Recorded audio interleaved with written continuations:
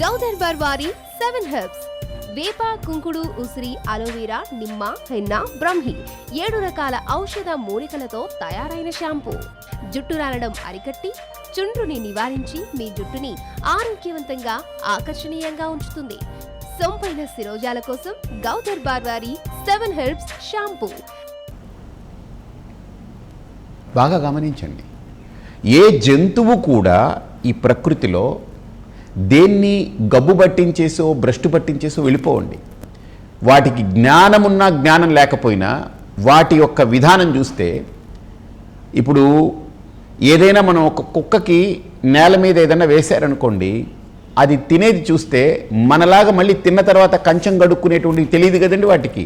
అందుకని ఆ నాలికతో ఆ పడ్డ ప్రదేశం మొత్తాన్ని నాలికతోటి బాగా నాకి క్లీన్ చేసేస్తుంది, తినేస్తుంది. మిగల్చదు అక్కడ ఏది, దాని యొక్క అడుగుజాడలేది ఉంచదు. ఇంకా మీరు బాగా గమనించండి. రెండోది, ప్రకృతిని అవేమి పాడు చేసే విధంగా వాటికి ప్రయోజనాలు ఏం లేవు. వాటికి సరుకులు, వాటికి పదార్థాలు అక్కర్లేదు. They live naturally. మనిషే ప్రకృతిలో తనకొక ప్రపంచాన్ని తయారు చేసుకున్నాడు. మనం గతంలో కూడా చెప్పుకున్నాం కదా, పంచభూతాలని మిళితం చేసి ఒక ప్రకృతిని తయారు చేస్తే ఒక దివ్యమైనటువంటి శక్తి. మనిషి ఏం చేశాడు, ఆ పంచభూతాలతో తయారైన ప్రకృతిని తను వాడుకొని దాంట్లో ఉన్నటువంటి ముడి సరుకుల్ని, దాంట్లో ఉన్నటువంటి సూత్రాలని వాడు కనిపెట్టి దాన్ని వాడుకొని వాడు ఒక ప్రపంచంగా తయారు చేసుకున్నాడు. ప్రకృతి అనేది అంశము, ప్రపంచము అనేది మరో అంశం. ఈ రెండింటి మధ్య చాలా మనకు అవగాహన కుదరాలి.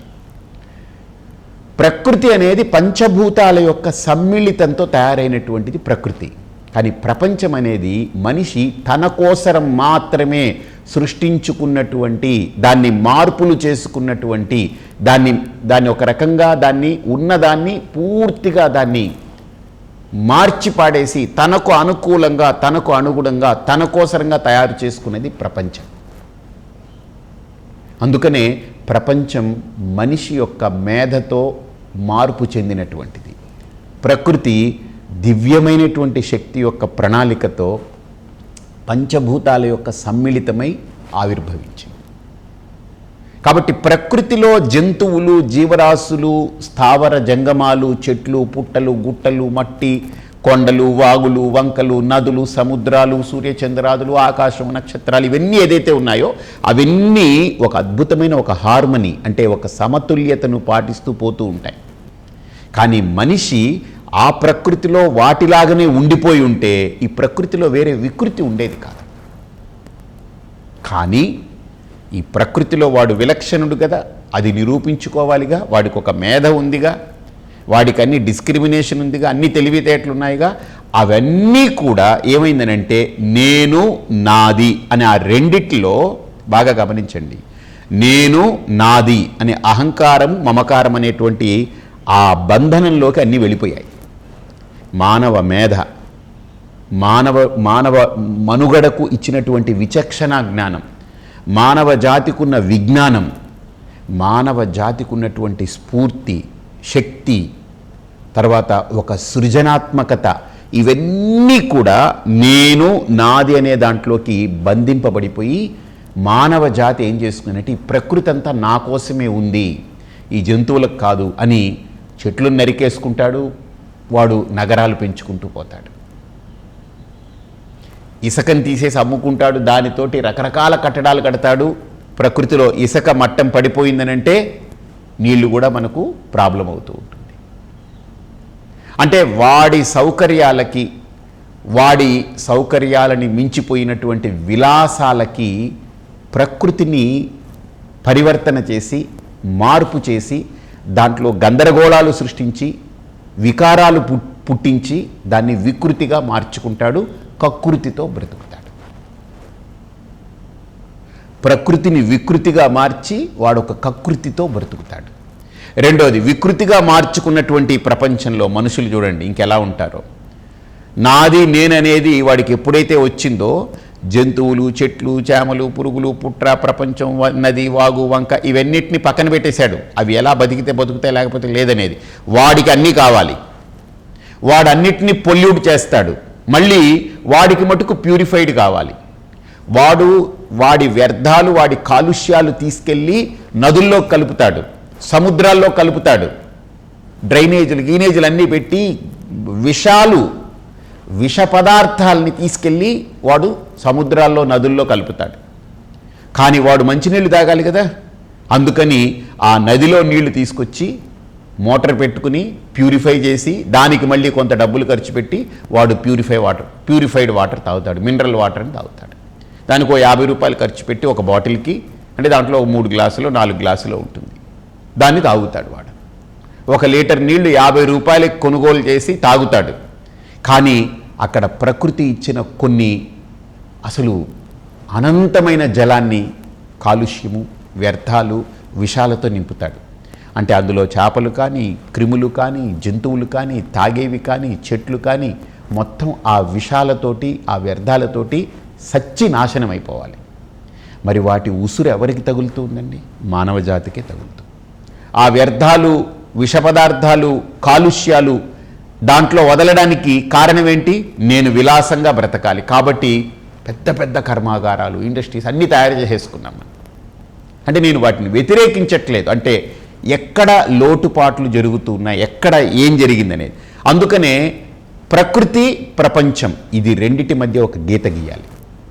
ప్రపంచం మనిషి సృష్టి, గుర్తుపెట్టుకోండి. ప్రకృతి ఈశ్వర సృష్టి. ప్రకృతి ఈశ్వర సృష్టి. అది దేన్ని మ్యానిపులేట్ చేస్తే వచ్చింది కాదు, అన్నిటినీ మల్టిపుల్ చేస్తే వచ్చింది. కానీ వీడు మల్టిపుల్ చేస్తే వచ్చింది కాదు, ఇది మ్యానిపులేట్ చేస్తే ప్రపంచం తయారవుతుంది. బాగా గమనించండి. ఆ మ్యానిపులేషన్ ప్రాసెస్ని మన పూర్వీకులు ఒకప్పుడు అద్భుతంగా బ్రతికారు. ఇంత మ్యానిపులేషన్ లేదు.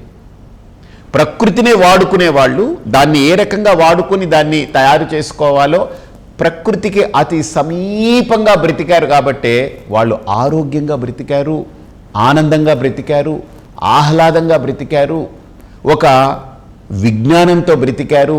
ప్రజ్ఞానం అనేటువంటి పరిధిలోకి వెళ్ళి వాళ్ళు జీవితాన్ని చరితార్థం చేసుకున్నారు. ప్రకృతికి ఎంత క్లోజ్ బై, ఎంత నియర్నెస్ తోటి మనం వెళ్ళగలిగితే అది అంత డియర్గా చూస్తుంది మనల్ని. We become so dear once you go to nearer to the nature. Once you are nearer to the nature you become a dear most to the nature. ప్రకృతి మనల్ని దీవిస్తుందండి. మనం ప్రకృతికి ఎంత దగ్గరగా బ్రతకగలిగితే, ఎంత సన్నిహితంగా బ్రతకగలిగితే అది ఒక పెద్ద మనం తెలుసుకోగలిగినటువంటి అంశం. ఒక్క నీళ్లే కాదు, మట్టి, నీరు, నిప్పు, గాలి అన్నిటినీ మనం పాడు చేసుకున్నాం. అన్నిటినీ కాలుష్యాలతో నింపేస్తున్నాం. ఎందుకని? మనం బ్రతకాలి అనే దానికోసం. ఇప్పుడు ఇవన్నీ ప్రకృతిలో ఉన్నవే, మనం మ్యానిపులేట్ చేసి తెచ్చుకున్నవన్నీ ప్రకృతిలో ఉన్నవే.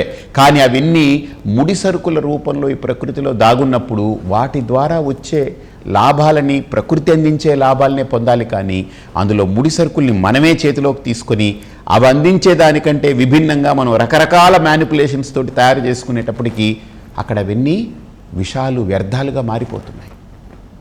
మీరు బాగా గమనించండి. మనం ఒక పదార్థాన్ని వండడానికి ఎంత ఖర్చు పెడుతున్నామండి? ఉదాహరణకి మీరు గమనించండి. ఒక అన్నము వండాలి అని అంటే బియ్యం తెచ్చి కడిగి దాన్ని పొయ్యి మీద పెట్టి ఉడకపెట్టి అది వండుతాం కదా, దానికి ఎంత ఖర్చు అయింది చూడండి. అదే చెట్టు అంటే వరి చెట్టు ఏదైతే మొలకెత్తుతుందో దాంట్లో వరి గింజ ఉంటుంది కదా, ధాన్యం అంటారు. దాంట్లో ముందు నీరు ఉంటుంది ఫస్ట్. ఆ నీరే వండబడుతుంది, ఉడుకుతుంది. ఎస్, ప్రాసెస్ అది. ఆ నీరుని వండుతుంది. ఏది వండుతుంది? సూర్యరశ్మి, తర్వాత కింద నుంచి భూమి యొక్క శక్తి, పైనుంచి సౌరశక్తి, కింద నుంచి భూశక్తి, పృథివీ శక్తి. ఇవి రెండూ కలిసి ఆ ధాన్యపు గింజలో ఉన్నటువంటి నీళ్ళని వండి బియ్యం ఒడ్లుగా మారుస్తుంది. ముందు మీరు చూస్తే ఆ ధాన్యపు గింజ బాగా పల్చగా ఒకలాగా ఉంటుంది, అంటే లోపల వాటర్ ఉంటుంది, గింజ ఉండదు. దాన్ని ఉడికించి గింజగా మారుస్తుంది. బాగా గమనించండి. దానికి ఎంత ఖర్చు అయిందండి నేచర్లో? ఏం ఖర్చు లేదు. కానీ మనం ఆ గింజని తీసి ధాన్యాన్ని దంచి పొట్టు వేరు చేసి బియ్యంగా మార్చి దాన్ని మనం ఉడికించి తినడానికి మనకి ఎంత ఖర్చు అయింది చూడండి. సో నేచర్లో జలాన్ని ఒక ధాన్యంగా మార్చడం, దానికి ఎంత పెద్ద ప్రాసెస్ ఉండాలి, ఎంత ఖర్చుతో అది తయారు చేసిందండి? ఖర్చు లేదు. ప్రక్రియ ప్రాకృతికమైనటువంటి ప్రక్రియ, సమతుల్యతతో కూడుకున్నటువంటి విధానం. అది మ్యానిపులేట్ చేయలేదు, మల్టిపుల్ చేసుకుంటూ పోయింది. కానీ మనము దాన్ని దింపి దాన్ని పొయ్యి అనేది ఒకటి పెట్టి దాని మీదకి ఎక్కించి అందులో కుక్కర్ ఒకటి, దానికి ఒక పాత్ర తయారు చేయాలి. పాత్ర లేకుండా చేయలేం. అక్కడ పాత్ర ఏంటండి? ఆ పైన ఉన్నటువంటి పొట్టే దానికి పాత్ర. ఇంకోటి, ఇక్కడ పాత్రకి ఆ పాత్రకి చూడండి, లోపల గింజ తయారైపోయిన తర్వాత మనం బయటికి ఆ ధాన్యం పొట్టు బయటికి తీసేస్తాం. ఆ బియ్యాన్ని మనం తింటాం. కానీ ఆ పొట్టు ఏమైపోతుందండి? దాంట్లో నుంచి నూనె తీయొచ్చు, తవుడు నూనె, దాన్ని రైస్ బ్రాన్ ఆయిల్ అంటారు. తీసిన తర్వాత ఆ కేకులు ఏవైతే దాన్ని తయారు చేసి ఆవులకి పెడితే అవి తినేస్తాయి. అంటే టు ది మైనస్ పాయింట్ వరకు, 0 పాయింట్ వరకు ప్రతిదీ ప్రకృతిలో అన్నీ ఉపయోగపడేవే. కానీ మనది ఏంటి తెలుసా? మనది ఒక స్థాయి వరకే ఉపయోగపడి మిగతావన్నీ వ్యర్థం, అలా తీసి పాడేయడమే అంతే. తర్వాత మనం తీసి పాడేయడమే. ప్రకృతిలో మీరు ఏదైనా చూడండి, ఒక అరటిపండు తయారవ్వాలంటే అరటి చెట్టుకి ముందు పువ్వు వస్తుంది, అందులో నీళ్లు ఉంటాయి, జల రూపంలో ఉంటుంది, ద్రవ రూపంలో ఉంటుంది అరటిపండు. ఎనీథింగ్ ఈ ప్రకృతిలో ఏదైనా ద్రవ రూపంలోనే ముందు ఉంటుంది, ఆ తర్వాతనే ఘన రూపాన్ని పొందుతుంది. ముందు లిక్విడ్ ఫామ్ ఉంటుంది, తర్వాత అది సొలిడిఫై అవుతుంది. అక్కడే గ్యాసు, సాలిడ్గా ఇవన్నీ కూడా ఆ లిక్విడ్స్లోనే అన్నీ ఉంటాయి. ఆ లిక్విడ్ కూడా ముందు ఒక చిన్న కణ రూపంలో ఉంటుంది, అదే ద్రవములో కలిసి ఉంటుంది. దాంట్లోనే లిక్విడు, సాలిడు, గ్యాస్ అన్నీ ఉంటుంది. కానీ ముందు స్థితి ద్రవస్థితి, ఆ తర్వాత అది మారిన తర్వాత అది ఘన రూపం అవుతుంది. మనిషి కూడా ముందు ద్రవమే, ఆ తర్వాతే ఉపద్రవం కింద తయారయ్యాడు వీడు. మనం కూడా తల్లి కడుపులో ఉమ్మునీటిలో ఏదైతే లోపల గర్భసంచిలో ఎక్స్ అనేటువంటి క్రోమోజోమ్ విడుదలవుతుందో, ఇక్కడ తండ్రి దగ్గర నుంచి ఎక్సా వైయా ఏదైతే విడుదలవుతుందో, ఇవి రెండు కలయికంతా కూడా ద్రవంలోనే జరుగుతూ ఉంటుంది. ద్రవాలే ఇవన్నీ. ఇదంతా వెళ్ళి అక్కడ తోడుకున్న తర్వాత, ఒకటైన తర్వాత, ఏకకణం అయిపోయిన తర్వాత, అక్కడి నుంచి అది అండంగా మారిన తర్వాత, అండాకారం అయిన తర్వాత, అది పిండమైన తర్వాత, అది శిశువు అయిన తర్వాత, అందులో అన్నీ కూడా తయారైపోయి వ్యక్తమవుతుంది, బయటకు వస్తుంది. కాబట్టి ఇంత మనిషి ఒకప్పుడు ద్రవమే, ఇప్పుడు ఉపద్రవం కింద తయారయ్యాం మనం. కాబట్టి గుర్తుపెట్టుకోండి, ఈ ప్రకృతిలో ప్రతిదీ ముందు ద్రవ రూపం. ఒక అరటిపండు తీసుకున్నా కూడా ఒక ద్రవ రూపంలో ఉంటుంది, ఆ తర్వాత అది మెల్లగా పెరుగుతూ పెరుగుతూ పెరుగుతూ ఆ పువ్వు అంతా కూడా కాయ కింద తయారవుతుంది. ఆ కాయ పండుతుంది. పండిన తర్వాత మీరు బాగా గమనించండి, అరటిపండు తీసుకుంటే అందులో పండంతా తినేస్తారు, ఆ తొక్కని ఏ జంతువుకి వేయండి, మన ఆవు దగ్గర పెట్టండి, మేకకు పెట్టండి, శుభ్రంగా తినేస్తుందండి. అరటి పండులో ఏది వ్యర్థం చెప్పండి? ఏ ఒక్క అంశము వ్యర్థం లేదు. కానీ మనిషి తయారు చేసుకునే వాటిల్లో వ్యర్థాలు బోల్డ్ ఉంటాయి, అనర్థాలు బోల్డ్ ఉంటాయి. దానికి పెట్టే ఖర్చు మామూలు ఖర్చు కాదు. ఆ డబ్బు సంపాదించడానికి మనిషి ఇంకా ఊడిగం చేస్తూ బతకాలి జీవితకాలం. సో మనిషి నిర్మించుకున్నటువంటి ప్రపంచానికి వాడే బందీ అయిపోయి, వాడే దానికి బద్ధుడైపోయి, దానికి పరాధీనుడైపోయి, ఇంకా ఆ ఊబిలో పడి అందరితో పాటు నలుగురితో నారాయణ, గుంపులో గోవింద అన్నట్టు వాడి బతుకు ఒక అగమ్య గోచరం కింద వాడి చేతుల్లో లేకుండా అయిపోతుంది. అది ఈ ప్రపంచం చేసేది. ప్రకృతి అలా కాదు, మీకు స్వేచ్ఛ ఇస్తుంది. ప్రపంచము, మనిషి ప్రపంచం వైపు వెళ్ళాడా వాడిని పరాధీనుణ్ణి చేస్తుంది, ప్రకృతి వైపు వెళ్ళాడా వాడిని స్వాధీనుణ్ణి చేస్తుంది. కాబట్టి స్వాధీనతనిస్తుంది, స్వతంత్రాన్ని ఇస్తుంది, స్వేచ్ఛనిస్తుంది, నిర్మలత్వాన్ని ఇస్తుంది, నీలో ఆహ్లాదాన్ని పెంచుతుంది, ఆనందాన్ని పెంచుతుంది, లోపల ఒక స్వాంతననిస్తుంది, ఒక శాంతినిస్తుంది, ఊరటనిస్తుంది, ఒక అద్భుతమైన వాతావరణాన్ని లోపల తయారు చేస్తుంది. ప్రపంచంలోకి వెళ్ళామా, రాగము, ద్వేషము, పగ, ప్రతీకారం, పోల్చుకోవడం, పోటీ పడడం, పరుగులు తీయడం, ఉరకలు పరుగులు, కేకలు, దొరక్కపోతే ఏడుపు, గోల, దొరికిందనంటే అదొక రకమైనటువంటి ఈల, దొరికితే ఈలేస్తాడు, దొరక్కపోతే గోల పెడతాడు. వీడి సమస్యలని ప్రపంచం చేసేటువంటి ఈ విచిత్రాలు ఇవి.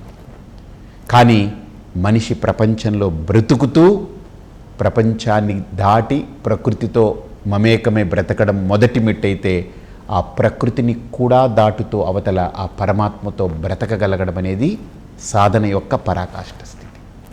ఈ మెట్లు ఎలాగా ఏమిటనేటువంటిది తెలుసుకునే ప్రయత్నం చేద్దాం. స్వస్తి. జుట్టు రాలడం, తెల్లబడడం, చుండ్రు వంటి సమస్యలతో విసిగిపోయారా? ప్రకృతికి దూరం కావడంతో పుట్టుకొచ్చిన ఈ సమస్యలకు ప్రకృతి సిద్ధమైన పరిష్కారం 27 వనమూలికలతో తయారైన గౌదర్బార్ 27 హెర్బ్స్ కేశతైలం. జుట్టు కుదుళ్లను గట్టిపరిచి, బాలనురుపును అరికట్టి, చుండ్రును నివారించి, ఒత్తిడిని తగ్గించి ప్రశాంతతను ఇస్తుంది గౌదర్బార్ 27 హెర్బ్స్ కేశతైలం.